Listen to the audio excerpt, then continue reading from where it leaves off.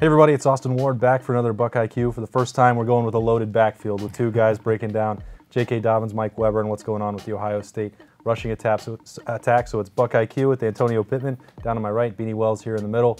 We're going to dive into it all, guys.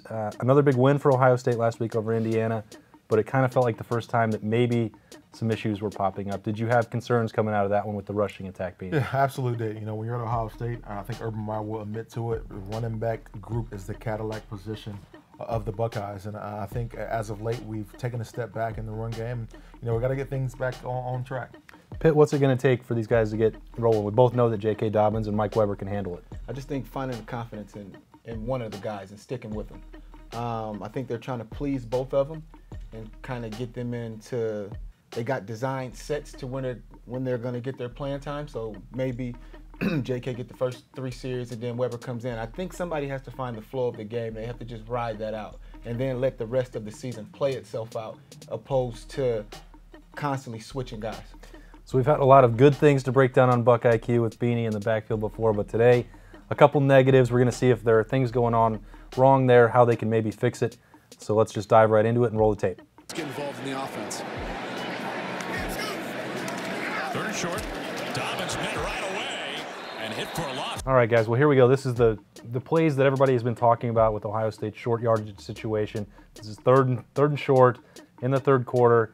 It's going to J.K. Dobbins up the middle. What's the first thing that stands out to you, Beanie? You know, I think the center steps. I think he was a little bit hesitant, and Michael Jordan and where he wanted to go with that block. You see there, number 7 just shoots his gap, and it looked like Michael Jordan wanted to take a step upfield and try to get to the second level and not get a hand on that guy. Some of this, too, it seems like, you know, Pitt, we've talked about them trying to be more creative with the rushing attack.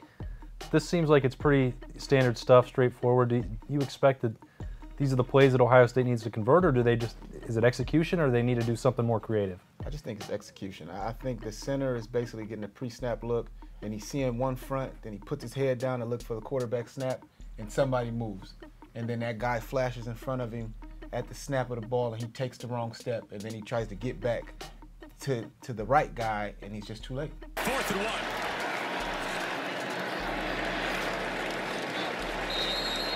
So it doesn't work here on 3rd and short, and then it seems like Urban Meyer wants to send a message that you got to be tough, you got to go convert, sends them back out for 4th and 1. Another big problem. Same situation here. Center maybe not identifying the correct guy. The center is in charge. I don't know how they do it. Sometimes teams do it where the quarterback identifies the mic, and most teams do it where the center identifies the mic. And if the center may identify the wrong individual as being the mic backer, which it looks like number 7 is in this situation, that could set up an entire melee for the offensive line because nobody takes their steps right. And here you see Michael Jordan take a step to go straight upfield and maybe not getting a hand on that Mike linebacker. Yep, that's exactly what it looks like. It looked like he mics this guy opposed to that guy, and he takes that guy and everybody else's steps is thrown completely off, and it just blows the play up before it can even get started. I know it's never fun for a running back. You guys you're close, you rely on an offensive line, but this can't be a fun situation when you're going into the middle of this line in 4th and short and you don't see anywhere to go. No, it's not at all, especially when you're a football team that prides yourself on running the football, being dominant in that run game.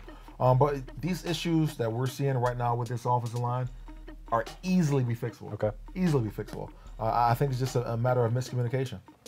It is, but I overall, when you come to Ohio State, these type of plays shouldn't happen versus Indiana. It should be pure dominance, and they should, at 5-0, it should have been corrected, and they should have dominated this team. To Ohio State wide receivers.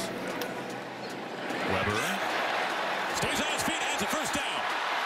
Cuts inside. So a couple plays there in short yardage that don't work. I call this one a palate cleanser for Ohio State. End on a high note here. This was Mike Weber earlier in the game, went for the longest rush that either he or J.K. Dobbins had.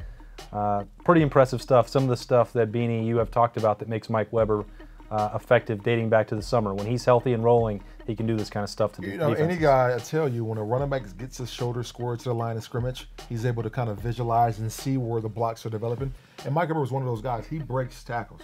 He is able to get to the second level and nobody's going to stop him when his shoulders are squared to the line of scrimmage. He breaks tackles, is able to churn out yards after contact, and so this is just another example of that.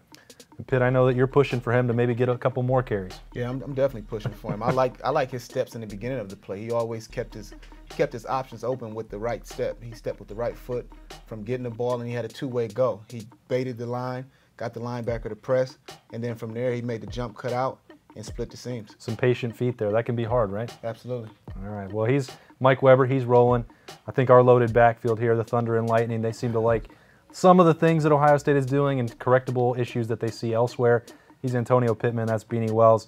And I'm Austin Ward. We'll be back next week, maybe talking about some progress for the running game coming out of the Minnesota matchup. So for these guys, for BuckIQ at Lettermen Row, we'll see you next week.